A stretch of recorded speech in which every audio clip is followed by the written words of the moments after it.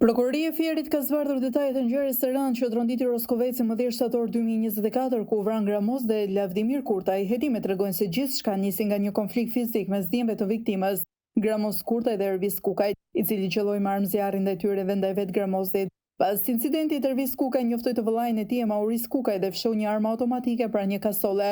Mauris mori armën dhe shkoi në lokal ku ndodheshin viktimat, ku nxit babai i tij, Altin Kukaj, të qellonte. Altin Kukaj hapi zjarr me breshëri duke vrarë Gramosin dhe Lavdimin në vend. Të tre, Altin Kukaj 50 vjeç, Ervis Kukaj 22 vjeç dhe Mauris Kukaj 19 vjeç, akuzohen për vrasjen në rrethana të tjera cilësuese në bashkëpunim, ndërsa Tomor Zyka akuzohet për përkrahje të autorit të krimit dhe shtetasit me iniciale YK, babai një prej autorëve, për mbajtje pa leje të armëve. Shtetasit me iniciale RH dhe EH akuzohen për moskallëzim krimi. Hetimet vijnë për zbardhjen e plotë të ngjarjes.